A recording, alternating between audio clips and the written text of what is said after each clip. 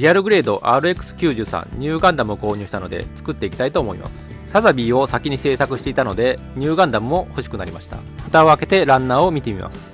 白色の武器のパーツとエフェクトパーツ、リアリスティックデカールが入っています。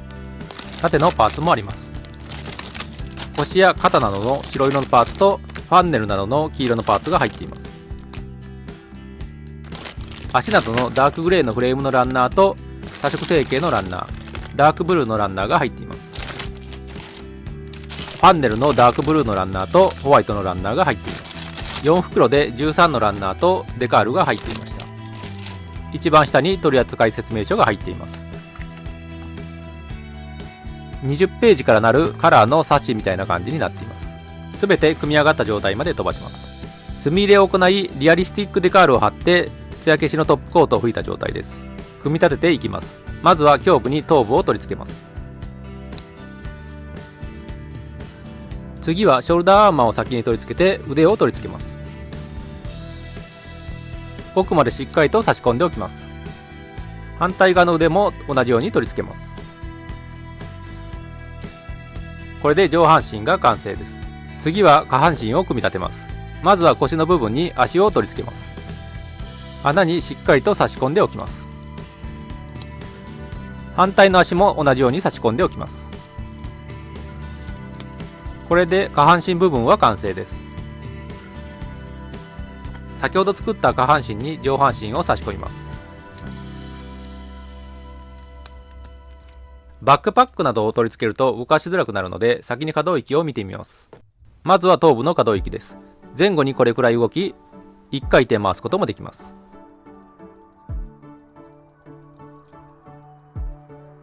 次はショルダーアーマーです。ショルダーアーマーは前と後ろが前後に稼働します。あまり動かしすぎると外れます。あとサイドの部分が少し上に動きます。これで開いた状態になります。腕の可動域です。横側はこれぐらいまで上がります。ビームサーベルを収納している部分が当たるのでここまでで止まります。腕がどれくらい曲がるか曲げてみます。かなり稼働します。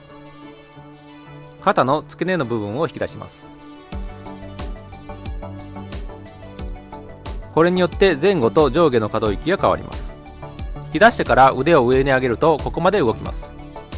引き出す前とは可動域が全く違います。胸部のこの部分は手前にスライドし横に展開することができます。反対側も同じように展開することができます。腰の部分の可動域です。横にはあまり動きません。前後には結構動きます。フロントのこの部分は下に引き出すことができます。これで展開した状態になります。可動域はあまり広くなくこれぐらいしか動かないです。次は横の部分です。上側には結構動きますが横にはあまり動かないです。最後に後ろ側です。手前には動きますが横側には全く動きません。次は足の可動域です。普通に動かすとこれぐらいまでしか曲がりません。前と後ろのスカート部分を持ち上げてやるとかなり曲がるようになります。干渉するまで曲がるのでかなり可動域は広いと思います。このスラスターの部分が前後に動きます。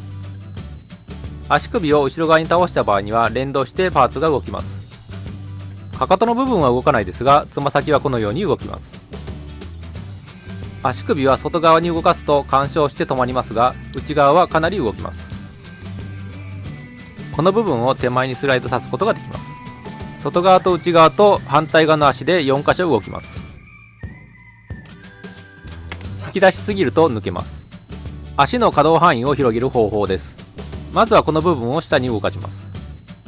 足を刺す部分を下側にスライドさせます。この部分を下にスライドさせます。この部分を上側に動かします。先ほどスライドさせた部分を上側にスライドさせます。この部分を正面から見て手前に動かします。下に動かすとこの部分が外れます。先ほど手前に動かした部分を押し込みます。この部分を押し込みます。最後に最初に動かした部分を上に押し込んでロックして完成です。足を取り付けてみると足の位置がずれているのがわかります。戻す場合には同じ手順で動かせば戻ります。背中にバックパックを取り付けます。バックパックに取り付ける最初のファンネルの準備をします。下側を折りたたんでこのような形にします。次はジョイント部を引き出します。上側のジョイントは下側に動かして出します。横につけるファンネルのジョイント部も引き出しておきます。同じ高さになるように合わせます。カチッとはまったのがわかります。3つのファンネルを下側から折りたたんで準備します。準備ができたので取り付けていきます。下側のジョイント部を出し忘れていたので出しておきます。取り付ける側のジョイント部も2箇所出しておきます。1段上に上げて取り付けます。次に取り付けるファンネルも同じ準備をしておきます。上のジョイント部は引き出しておかないと取り付けができません。同じ高さになるように取り付けます。次は1段高くなるように取り付けます。一番高く取り付けるファンネルはジョイント部を引き出さなくても取り付けることができます。これでピンファンネルを組み立てた状態になります。この部分にピンファンネルのこの部分を取り付けます。取り付けるとピンファンネルがかなり大きいのでかなりバランスが悪くなります。少し前傾になりますが立たせることは問題なくできます。ピンファンネルを取り付けないとかなりサザビーよりも小さく見えます。少しの衝撃なので2個目の取り付け部分から簡単に外れます。ニューハイパーバズーカのマウントの仕方です。ジョイント部を引き出します。引き出したジョイント部をバックパックの真ん中の穴に差し込みます。これでマウントした状態になります。ビームライフルのマウントの仕方です。この部分を下にスライドさせます。ビームライフルを取り付ける穴が出てきます。ビームライフルのこの部分を引き出して先ほどの穴に差し込みます。これでビームライフルをマウントした状態になります。外していたものをすべて取り付けます。最後に盾をこの部分にはめれば完成です。武器の展開と取り付け方法です。ピンファンネルは上の部分と下の部分を折り曲げて展開します。このような形態にすることができます。ビームサーベルの持たせ方です。バックパックについている持ち手の部分を外します。持ち手のこの部分を上に動かします。この部分にビームサーベルのエフェクトパーツを差し込みます。グリップエンドからもビームサーベルを展開できます。グリップに専用の持ち手を取り付けます。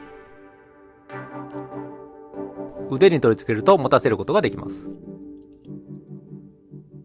左手に収納している予備のビームサーベルを上にスライドさせて取り出します。取り出した持ち手部分にビームサーベルの通常のエフェクトパーツを差し込みます。持ち手の突起部分にビームサーベルに開いてある穴を合わせます。外してあった手のパーツをはめます。腕に手首のパーツをはめ込めば持たせることができます。ビームライフルの持たせ方です。専用の持ち手のパーツを使います。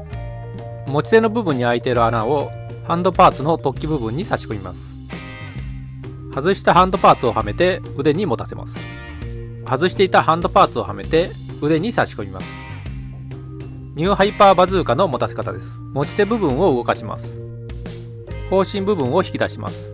ビームライフルの時に使ったハンドパーツを同じように取り付けます。これを腕に差し込めば持たせることができます。調整したらこのような感じになります。作り終わった感想です。ディテールは初期のマスターグレードに比べても明らかにこちらの方が優れています。サザビーも赤色が2色ありましたが、このニューガンダムもホワイトが2色あります。素組みの状態でもかなりの色の再現度になっています。少し残念だった点を2つ挙げておきます。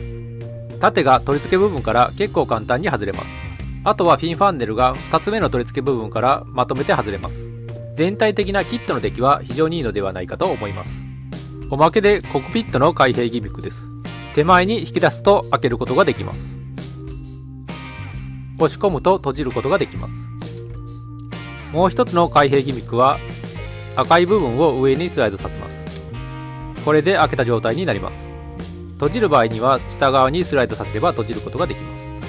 いろんな部分の展開した状態を見ながら今回のレビューは終わりたいと思います。ご視聴ありがとうございました。次回の動画もお楽しみに。